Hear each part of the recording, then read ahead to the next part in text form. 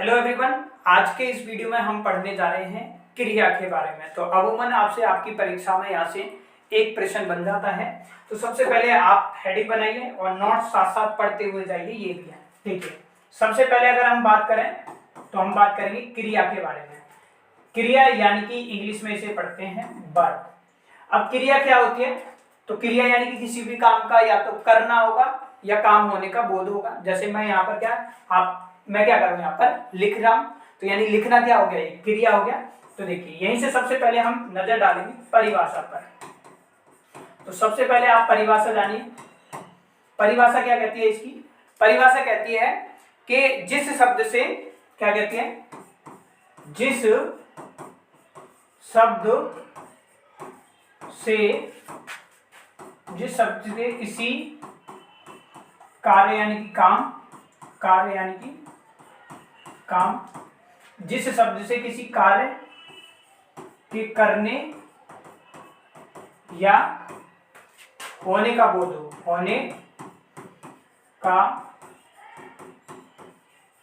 हो, वही क्या कहलाता है हमारा, वही आपका क्रिया कहलाता है। क्रिया कहलाता है। उदाहरण के लिए जैसे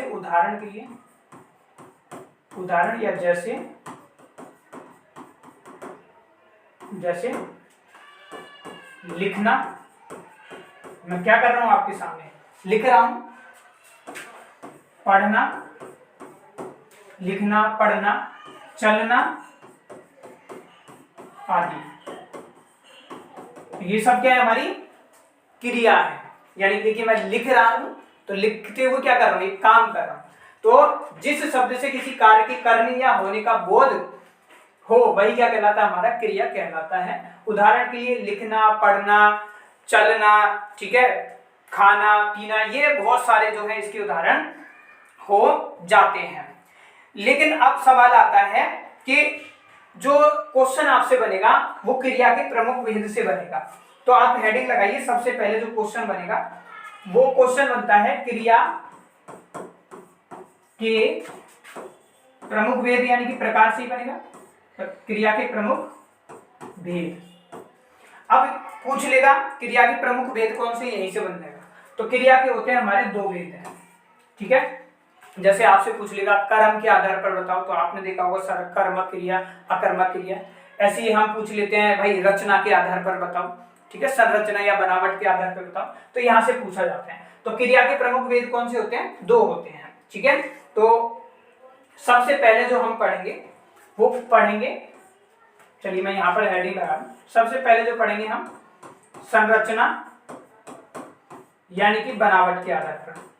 संरचना का मीनिंग यही होता है, बनावट के आधार पर, ठीक है। क्या करेंगे? संरचना का मीनिंग क्या है? बनावट, बनावट के आधार पर, ठीक है। संरचना या बनावट के आधार पर क्रिया के भेद। तो संरचना या बनावट के आधार पर क्रिया के क्या है, दो भेद बन जाते हैं। यहां से भी देखिए कैसे, जिसको बोलते हैं हम धातु, या इसको बोलते हैं मूल क्रिया, और भी नाम दिए होते हैं। दूसरा बोलते हैं हम यौगिक क्रिया। तो देखिए ये धातु या मूल क्रिया जो होती है, इस धातु या मूल क्रिया को अलग नाम कभी कभी आपको किताबों में मिलेगा, वो भी लिख ही देता हूं। जो आपको मिलेगा वो है रूढ़, ठीक है। रूढ़ मिले, धातु मिले, मूल क्रिया मिले, मतलब सबका सेम ही है, ठीक है। तो इससे क्या होता है, इससे हमें क्या है, क्रिया के मूल रूप का पता लगता है। क्रिया का मूल रूप पता लगता है, क्रिया का मूल रूप का पता चलता है। जैसे उदाहरण देखिए, इसी में से लीजिए मैंने, जैसे लिखना। तो अगर मैं आपसे बोलूं लिख, मैंने यहां पर क्या लिखा, लिखने से बना दिया लिख, है ना। लिख, मैंने बोला भाई तू लिख, है ना। ऐसे तो नहीं बोलूंगा तू लिखना, तो ज्यादा बर्डन सा बचेगा। मैंने लिखा तू लिख, तो लिख क्या बन गया, हमारा मूल क्रिया बन गया, है ना। है तो क्रिया लेकिन इसमें से मूल क्रिया। जैसे पढ़ना से मैंने लिखा दिया ना, हटा के क्या कर रहा मैंने, पढ़ कर दिया सिर्फ, ठीक है। ये क्या करा मैंने, पढ़ कर दिया। तो यानी कि क्या पता चलता है इससे, क्रिया का मूल रूप हमें क्या चलता है, पता चलता है। और एक भी एग्जाम्पल होते हैं जैसे चल, खा, पी, सो, ये सब क्या है हमारे आदि, ये सब क्या है हमें क्रिया के मूल रूप है। समझ आ रहा है कुछ? बिल्कुल समझ आ रहा होगा, ठीक है। तो देखिए समझ आ गया ना, मूल रूप सॉरी क्रिया ये होगी, इसका मूल रूप का क्या पता लगता है हमें, इसमें पता लगता है। तो मूल रूप या मूल क्रिया वही क्या कहलाती है हमारी, ये इससे पता लग जाता है, ठीक है। आगे जो आती है वो आती है हमारी यौगिक क्रिया। यौगिक क्रिया क्या होती है? जो योग से बनी होती है, योग रूप से बनी क्रिया, योग रूप से बनी क्रिया, ठीक है। यौगिक क्रिया होगी, जो यौगिक का मतलब ही क्या होता है, मिश्रण से बनती है। ध्यान रखिए, किससे बनेगी? मिश्रण से बनती है, मिश्रण से बनती है, ठीक है। तो इसका आपको ध्यान रखना है, यानी कि मिश्रण से क्या है, यौगिक क्रिया क्या है, जो क्रिया क्या है हमारी योग रूप में क्रिया होती है ना, या योग रूप से बनी है। दूसरा आप ऐसे भी लिख सकते हो, योग रूप में जो होती है, योग रूप में क्रिया, ठीक है, योग रूप में क्रिया, ठीक है। तो इतना आपको समझ आ चुका होगा। अब ध्यान रखना है, यहाँ पर मैं नोट करके करा देता हूँ ताकि आपको कंफ्यूजन ना हो। धातु क्रिया के लिए यहाँ पर नोट करके लिखिए। धातु क्या करोगे? नोट करके लिखिए। धातु या मूल क्रिया प्राप्त करने के लिए, धातु या मूल क्रिया प्राप्त करने के लिए तू से प्रश्न करते हैं, तू प्रश्न करते हैं या तू प्रश्न सॉरी, धातु या मूल क्रिया प्राप्त करने के लिए क्या करते हैं हम? तू का क्या करते हैं? तू का प्रयोग करते हैं। तू प्रश्न या तू का क्या करते हैं हम? तू प्रश्न के हटा दिए, तू का प्रयोग करते हैं, ये ज्यादा अच्छा रहेगा। तू का प्रयोग करते हैं, का प्रयोग करते हैं, प्रयोग करते हैं। जैसे मैंने बोला, जैसे लिखना, तो मैंने क्या बोला? तू लिखना, है ना। तो तू से क्वेश्चन करा तो वहां से क्या निकल के आ गया? हमारा लिख निकल के आ गया। आशा करता हूँ ये समझ आया होगा। आगे चलते हैं हम, आगे जो है दूसरे आ जाते हैं हमारे, और वो है इसी के अंतर्गत जो है रचना के आधार पर। दूसरी हेडिंग लगाइए। अभी हमने उसके बारे में पढ़ा था, अब आप लगाइए रचना के आधार पर। रचना के आधार पर। अब रचना के आधार पर जो है वो है आपके 5। सबसे पहला पढ़ेंगे रचना के आधार पर। नंबर 1 सबसे पहला जो होगा वो है हमारा सामान्य क्रिया। देखिए सामान्य का मतलब ही आपको समझ आ रहा होता। सामान्य क्रिया का मतलब क्या है? सामान्य क्रिया यानी कि इसमें क्या होगा? एक क्रिया का प्रयोग होगा, जिसमें अपने शब्दों में लिखिए, ज्यादा वे याद रहेगा, जिसमें एक क्रिया का प्रयोग हो, ठीक है। जिसमें एक क्रिया का प्रयोग हो या होता है, ठीक है। होता है करने के ज्यादा बेस्ट रहेगा, होता है, ठीक है। जिसमें एक क्रिया का प्रयोग होता है वहां पर क्या होगी? आपकी सामान्य क्रिया होगी। जैसे उदाहरण के लिए जैसे मैंने लिखा मोहन आया, मोहन आया है या मोहन आया, तो ये आना क्या है? एक क्रिया है ना। जैसे मैंने दूसरा लिखा, दूसरा एग्जांपल देखिए, मैंने लिखा दूसरा एग्जांपल आपके सामने, मैंने किताब पढ़ी। जैसे मैंने लिखा, मैंने दूसरा एग्जांपल देखिए, मैंने किताब पढ़ी है। तो पढ़ना क्या है? एक क्रिया है, और तो कोई दूसरी क्रिया नहीं है। तो इसमें क्या आ रहा है? एक क्रिया का प्रयोग होगा सिर्फ, ठीक है। वहीं पर क्या होगा? आपका सामान्य क्रिया होगी, ठीक है। आगे चलते हैं। आशा करता हूं क्लियर हो चुका होगा। सामान्य क्रिया होगी हमारी। दूसरे नंबर पर जो आएगी, चलो यहीं पर लिखते हैं। दूसरे नंबर पर जो क्रिया आती है वो आती है हमारी संयुक्त क्रिया। सामान्य के बाद क्या आएगी हमारी? संयुक्त क्रिया, संयुक्त क्रिया। अब ये संयुक्त क्रिया क्या हो रही है? संयुक्त का मतलब क्या बताया था मैंने अभी आपको? मिलना, यानी कि संयुक्त यानी कि मिलाकर जो बनते हैं। तो दो या दो से अधिक धातुओं से मिलकर बनने वाली क्रियाएं क्या कहलाती है? हमारी संयुक्त क्रिया कहलाती है। तो दो या दो से अधिक धातुओं, दो या दो से अधिक धातुओं से मिलकर, धातुओं से मिलकर बनने वाली क्रिया।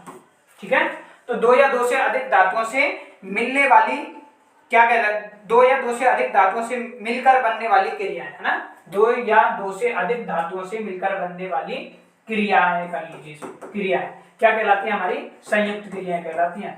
लिख लीजिए, संयुक्त क्रिया कहलाती हैं। जैसे उदाहरण देखिए, उदाहरण जैसे मैंने एग्जांपल लिया आप सभी के सामने, और एग्जांपल लिया जैसे मैंने लिखा वह आना चाहता है, वह आना चाहता है। तो देखिए इसमें दो क्रिया है, आना भी हो गया और चाहना भी हो गया। ठीक है, कुल ऐसे भी याद रख सकते हैं, कुछ याद करते हैं ये भी है। इसमें एक क्रिया होती है सामान्य में, इसमें क्या होता है, दो क्रिया होगी। देखिए वह आना चाहता है, आना भी एक क्रिया होगी और चाहना भी दूसरी क्रिया होगी। दूसरा एग्जांपल लेते हैं, जैसे मैंने लिखा गौतम गा सकता है। एग्जांपल दूसरा देखिए, मैंने लिखा गौतम गा सकता है। तो देखिए गाना एक क्रिया होगी और सकना क्या है, दूसरी क्रिया होगी, तो दोनों क्रिया होगी। ठीक है, तो ये क्या होती है, हमारी संयुक्त क्रिया होती है। तो दूसरी पढ़ ली, सामान्य क्रिया, संयुक्त क्रिया 5 है, तीसरी पे बात चलते हैं। तीसरी क्रिया चलिए यहीं पर पढ़ लेते हैं ताकि आपको चीजें और अच्छे से हो जाए। तीसरी क्रिया जो होती है नाम धातु क्रिया, नाम धातु क्रिया।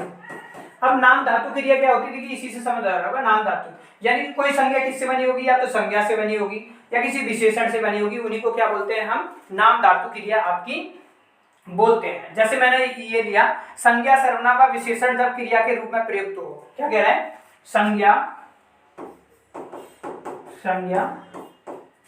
सर्वनाम विशेषण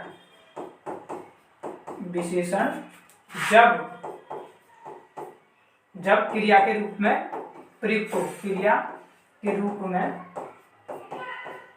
प्रयुक्त का मतलब है प्रयोग हो, तो वहां पर क्या कहलाएगी, आपकी नाम धातु क्रिया कहलाएगी। क्या कहलाएगी, नाम धातु क्रिया कहलाती है। ठीक है, तो देखिए एक बार इसका मैं एग्जांपल आपको बता देता हूं ताकि आपको चीजें जो है बहुत अच्छे से क्या है आपकी क्लियर हो जाए। ठीक है, देखिए मैंने अभी आपको बताया कि भाई जो हमारी नाम धातु क्रिया क्या होती है, नाम धातु क्रिया होती है हमारी संज्ञा सर्वनाम विशेषण जब क्रिया के रूप में क्या हो जाए, आपके प्रयोग होने लग जाए। ठीक है, तो वही क्या कहलाती है, हमारी संज्ञा। जैसे एग्जांपल लेते हैं, जैसे गरम, गरम से क्या बन गया, गरमाना। अब गरम क्या है, वैसे एक विशेषता बता रहा है, क्या बता रहा है, एक विशेषता बता रहा है हमारी। ठीक है, तो ये क्या बन जाएगा हमारा, बताइए जल्दी से, ये क्या बन गया दोस्तों, हमारा नाम धातु क्रिया बन गया, यानी कि एक ही क्या है हमारा विशेषण यहाँ पर हो। ऐसे क्या है, जैसे देखिए हाथ है ना, हाथ से क्या बन जाता है आपका, हथियाना। ठीक है, हाथ से क्या बन गया हमारा, हथियाना बन गया। ठीक है, तो ये भी क्या है आपका संज्ञा से बन गया। ठीक है, बना या नहीं बना, वेरी गुड, यानी कि आपको चीजें बहुत अच्छे से समझ आ रही हैं। चलिए तो आगे बढ़ते हैं और अगला पढ़ते हैं हम। और अगला जो है वो है हमारा नाम धातु के बाद जो फोर्थ आएगा वो आएगा हमारा प्रेरणार्थक क्रिया। क्या आएगा, फोर्थ नंबर पढ़ते हैं, है ना। जैसे 60 से सटियाना भी बन जाता है, ये सारे इसमें एग्जाम्पल आ जाएंगे। फोर्थ नंबर डालिए, फोर्थ नंबर पर क्या आएगा हमारा, प्रेरणार्थक क्रिया। प्रेरणार्थक क्रिया, देखिए प्रेरणा का अर्थ क्या होता है, किसी से प्रेरणा मिलना। क्या होता है, प्रेरणा मिलना, है ना। तो जब कर्ता क्या है, प्रेरणार्थक में क्या होगा, जब कर्ता यानी कि काम करने वाला, जब कर्ता स्वयं काम ना करके किसी और से करे, मेरे शब्दों में लिखिए, किसी और से काम कराए तो वह क्या कहलाती है, तो वह प्रेरणार्थक क्रिया कहलाती है, कहलाती है। ठीक है, तो क्या है इसका मतलब, जब कर्ता स्वयं क्रिया न करके किसी और क्रिया करने के लिए प्रेरित करे, यानी कि अपने शब्दों में बात करें तो जब स्वयं कर्ता जो है काम करने वाला खुद काम ना करके किसी और को प्रेरणा देगा कि भाई आप काम कर दो, तो भाई क्या कहलाएगी, हमारी प्रेरणात्मक क्रिया कहलाएगी। उदाहरण देखो, जैसे उदाहरण के लिए जैसे गगन ने उदाहरण डालिए, गगन ने अध्यापक से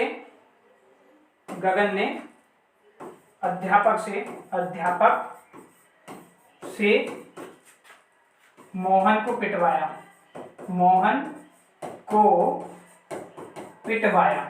अब ध्यान देना है, गगन यहाँ पर खुद नहीं पीट रहा है, उसने किससे, अध्यापक से पिटवाया, तो यहाँ पर कौन सी होगी, प्रेरणात्मक क्रिया होगी। अगला देखिए, एक और एग्जांपल जैसे मैंने लिया आपके सामने, एक एग्जांपल मैंने लिया जैसे राम ने नौकर से लता को जगवाया, ये बहुत अच्छा एग्जांपल है। राम ने लता से नौकर को जगवाया, तो राम ने लता से नौकर को जगवाया, राम खुद नहीं काम कर रहा, राम ने किसको करा है, लता से काम करवाया है ना, राम से, तो वहां पर कौन सी होगी, हमारी प्रेरणात्मक क्रिया। ऐसे ही एग्जांपल आएंगे आपके, सेंटेंस दे देगा और पूछेगा आपसे। आगे चलते हैं, अगला लास्ट है इसका, रचना के आधार पर 5th नंबर देखिए, लास्ट जो होता है वो है हमारा पूर्वकालिक क्रिया। पूर्वकालिक क्रिया, अब पूर्वकालिक क्रिया कौन सी है, पूर्वकालिक क्रिया में क्या होगा कि जब कोई क्रिया क्या है, मुख्य क्रिया से पहले क्या है, समाप्त हो जाए, है ना, जब कोई, क्या कह रहे साहब ये, जब कोई मुख्य क्रिया, है ना, जब कोई क्रिया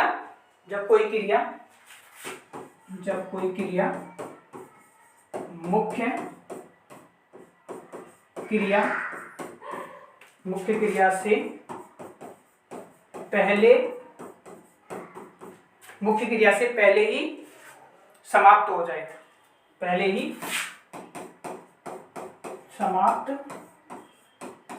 जाए, तो वहां कौन सी होगी, पूर्वकालिक क्रिया होगी। देखिए मुख्य क्रिया से पहले, है ना, जब कोई क्रिया मुख्य क्रिया से, ये ध्यान देना है, कोई क्रिया क्या होगी, मुख्य क्रिया से पहले क्या हो जाएगी, खत्म हो जाएगी, तो वहां पर क्या होगी, आपकी पूर्वकालिक क्रिया होगी। उदाहरण देखिए, चीजें बहुत अच्छे से समझ आ जाएगी।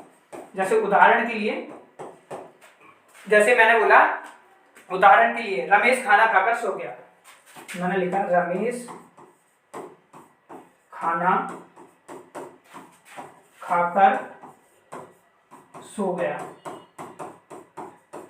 तो देखिए रमेश खाना खाकर सो गया, इसमें काम क्या हो रहा है, मुख्य क्रिया से पहले क्या है, समाप्त हो गया। भाई रमेश क्या है, खाना खाकर सो गया, है ना, सोना क्या, खाना खाकर, तो इसमें ना पहचान के लिए देखिए, खाकर, गाकर, ये आदि शब्द, ये कर शब्द ज्यादा मिलेगा आपको, ये अंडरलाइन कर लेना, बहुत पहचान है इसकी। ठीक है, जैसे ये एग्जांपल ले रहे हैं, रमेश नहाकर स्कूल जाएगा, अब पूछ लेगा आपको, तो देखिए नहाकर आ गया यहाँ पर, तो इसमें कौन सी होगी, हमारी पूर्वकालिक क्रिया हो जाएगी। आगे चलते हैं, ये हो गया। अब जो मोस्ट है वो दूसरा हमारा आ जाएगा, और वो होता है आपका कर्म के आधार पर। तो ये दूसरा हेडिंग आप लगा लीजिए, कर्म के आधार पर, कर्म के आधार पर। तो कर्म के आधार पर भी दो ही है, पहला कौन सा है हमारा, सकर्मक क्रिया, और ये क्वेश्चन आता ही है, सकर्मक क्रिया, और दूसरा कौन सा है हमारा, अकर्मक क्रिया, अकर्मक क्रिया। तो सकर्मक क्रिया होगी, अकर्मक क्रिया होगी। अब इनको कैसे पहचानोगे, ये क्वेश्चन है। तो सबसे पहले समझते हैं हम सकर्मक क्रिया होती क्या है। तो मैं ऊपर करता हूं, सबसे पहले हम पढ़ेंगे कर्म के आधार में सकर्मक क्रिया। तो मैंने हेडिंग लगाई, सकर्मक क्रिया। क्या होती है सकर्मक क्रिया? सकर्मक क्रिया में क्या होगा आपका, देखिए सकर्मक क्रिया क्या होती है, जहां क्रिया के व्यापार का फल किस पर पड़ेगा, कर्म पर पड़ेगा। जहां क्रिया के व्यापार का फल कर्म पर पड़ेगा, कर्म पर पड़े, तो वहां क्या होगी आपकी सकर्मक क्रिया होगी। ठीक है, इसलिए याद रखना है कि जहां क्रिया के व्यापार का फल क्या है, कर्म पर पड़े। जैसे मैंने लिखा, जैसे वह पत्र लिखता है, वह पत्र लिखता है। अब इसमें क्वेश्चन करिए आप, क्या किसे, सकर्मक क्रिया की पहचान बता रहा हूं, उसमें क्वेश्चन करते हैं क्या, कैसे और किसे लगाकर क्या क्वेश्चन करते हैं, क्या, किसे और कैसे, इन तीनों में से लगाकर प्रश्न करो। अगर उसका उत्तर मिल जाए तो वो क्या होगा, हमारा सकर्मक क्रिया होगा, और उत्तर नहीं मिलता है तो हम उसको आंख मीच कर अकर्मक क्रिया लगा देंगे। ध्यान दो, देखो सकर्मक क्रिया में ना यहाँ पर कर्म लिखा हुआ है सबसे पहले, तो जहां क्रिया जो हो रही है हमारी, उसका फल किस पर पड़ेगा, कर्म पर पड़ेगा। कर्म बहुत इंपॉर्टेंट है। देखिए कैसे, वह पत्र लिखता है, मैंने क्वेश्चन करा क्या लिखता है, तो लिखना सबसे पहले इसमें समझो क्रिया है या नहीं है, आप बोलोगे लिखना क्रिया है, लेकिन क्या लिखता है, वो पत्र लिख रहा है ना, तो कर्म तो कर रहा है लिखना, लेकिन क्या लिख रहा है, वो पत्र लिख रहा है। तो आंसर करो, क्या लिख रहा है, उत्तर मिला पत्र लिख रहा है। ठीक है, तो क्या, किसे, कैसे, तीनों से लगाकर करके देखो, इसमें क्या सेट हो गया तो क्या से करेंगे, किसी में किसी से करके देख लो, किसी में कैसे से करके देख लो। ठीक है, वह पत्र लिखता है, तो लिखता क्या है, किस पर पड़ रहा है, क्रिया का व्यापार का फल किस पर पड़ रहा है, कर्म पर पड़ रहा है। ये भी कंफ्यूजन होती है, सकर्मक आएगा या अपना, तो सा के साथ है ना कर्म होता है, तो ध्यान रखो सकर्मक क्रिया होगी उसमें कर्म पर पड़ेगा, तो जहां क्रिया के व्यापार का फल किस पर पड़ेगा, कर्म पर पड़ेगा। तो दूसरा एग्जाम्पल देखो, जैसे मैं दूसरा एग्जाम्पल ले लेता हूँ आपके लिए, शेखर टीवी देख रहा है, शेखर टीवी देख रहा है। शेखर क्या कर रहा है, टीवी देख रहा है। अब मैंने क्वेश्चन करा, देखना क्या क्रिया, लेकिन क्या देख रहा है, वो मिल गया आंसर, टीवी देख रहा है, तो कौन सा होगा, सकर्मक क्रिया हमारी होगी। तो ध्यान रखना है, सकर्मक या अकर्मक क्रिया जब भी आए तो आप जो है क्या, किसे, कैसे से क्वेश्चन करो लगाकर, अगर आपको उत्तर मिलता है तो वहां पर सकर्मक क्रिया होगी, उत्तर मिलता है तो इन तीनों का तो सकर्मक क्रिया, अगर उत्तर नहीं मिलता है तो अकर्मक क्रिया। अब चलते हैं अकर्मक क्रिया पे। इसमें देखिए जहां क्रिया के फल का व्यापार का फल किस पर पड़ रहा था, कर्म पर पड़ रहा था, लेकिन अकर्मक में क्या होगा, अकर्मक में हेडिंग लगाओ दूसरे नंबर की, अकर्मक क्रिया दूसरे नंबर पर। अकर्मक क्रिया क्या होती है, जहां क्रिया के व्यापार का फल किस पर पड़ेगा, कर्ता पर पड़ेगा। तो जहां क्रिया के व्यापार का फल कर्ता पर पड़ेगा, कर्ता पर पड़े। ध्यान रखना, यहां पर कर्म पर पड़ रहा था, यहां पर किस पर पड़ेगा, कर्ता पर पड़ेगा, काम करने वाले पर पड़ेगा। उदाहरण देखो, उदाहरण के लिए जैसे मैंने लिखा, वह रो रहा है, वह रो रहा है। ठीक है, अब रोना क्या क्रिया है ना, वह रो रहा है यानी कि क्रिया हो रही है, लेकिन हो क्या रही है, वह रो रहा है, सीधा किस पर पड़ रहा है, काम करने वाले पर पड़ रहा है, कर्ता पर पड़ रहा है, तो वहां कौन सी होगी, अकर्मक क्रिया। और मैंने बताया था क्या, किसे, कैसे लगाकर देखो, जैसे क्या रो रहा है तो उत्तर मिला आपको, पता नहीं भाई क्या रो, कैसे रो रहा है ये भी नहीं पता, किसे रो रहा है ये भी नहीं। तो ध्यान रखना है, दोनों में अंतर है। सकर्मक क्रिया में व्यापार का फल कर्म पर पड़ेगा, क्या काम कर रहा हूं, कर्म, यहाँ पर कर्ता पर डायरेक्ट पड़ता है। दूसरा एग्जांपल और देख लो, दूसरा एग्जांपल लिया, जैसे पक्षी आकाश में उड़ रहे हैं, पक्षी आकाश में उड़ रहे हैं, तो पक्षी कहाँ उड़ रहे हैं, ये आंसर तो बना सकता हूं, तो वो मिलेगा। उड़ना क्या है, क्रिया, लेकिन क्या मिल रहा है उसमें जवाब, तो यहाँ पर भी क्या होगी आपकी अकर्मक क्रिया होगी। दोनों में बहुत अच्छे से आपको डिफरेंस मैंने समझा दिया है। कुछ एग्जाम में पूछ लिया जाता है, वो भी मैं फटाफट से बता देता हूँ क्रिया के उसके आधार पर। तो ये अंतिम है, समाप्त थोड़ा सा बता देता हूँ। कभी प्रयोग के प्रयोग स्थान के आधार पर भी पूछ लिया जाता है, प्रयोग या स्थान के आधार पर, प्रयोग या स्थान के आधार पर क्रिया का वो बताओ, प्रयोग या स्थान के आधार पर, प्रयोग या स्थान के आधार पर। इसमें भी दो होंगे, एक क्या होगा, नंबर 1 और ये नंबर 2। पहला क्या होगा हमारा, समापिका क्रिया। इसमें क्या होती है, प्रयोग के आधार पर समापिका क्रिया। और दूसरी क्या होगी हमारी, पहला हो गया, और दूसरी क्या होगी हमारी, असमापिका क्रिया। असमापिका क्रिया,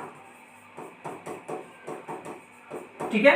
तो समापिका क्रिया क्या होगी, जो समापन पे प्रयोग होगी, जो समाप्त में होती है, समाप्त में प्रयोग होगी, प्रयोग होती है। चलिए ये भी लिख देता हूं, ठीक है। समाप्त में जो क्या है, प्रयोग होती है ना, वाक्य जब खत्म हो जाएगा तब प्रयोग होगी। जैसे वह कहानी लिखता है, वह कहानी लिखता है, तो वह कहानी लिखता है, एंड में हो रही है। समापिका में क्या होगा, बिल्कुल बीच में आ जाएगी हमारी, है ना, वाक्य के मध्य में क्रिया का प्रयोग। वाक्य क्या होगा, वाक्य के मध्य में प्रयोग होगा। वाक्य के मध्य में कैसे, जैसे मैंने एक एग्जांपल ले लिया यहाँ पर, वह मर गया, अभी उसकी इतनी उम्र नहीं थी। वह मर गया, अभी उसकी इतनी उम्र नहीं थी। तो देखो वाक्य के बिल्कुल गया, है ना, तो बिल्कुल बीच में हो गया, ठीक है। तो कुछ ऐसी ही होगी। तो फाइनली हमारा ये पूरा कंप्लीट हो चुका है क्रिया का। मिलते हैं आपसे नेक्स्ट वीडियो में। फिलहाल कोई भी डाउट एवं सजेशन है आपका तो कमेंट करके पूछ सकते हैं। नोट्स आपको जरूर पढ़ने हैं अगर आप हमारे पेड स्टूडेंट है, तो नोट्स से आपकी चीजें बहुत ज्यादा क्लियर हो जाएंगी, ठीक है। सेम डिक्टो नोट्स आपको मिलेंगे। तो थैंक यू फॉर वॉचिंग।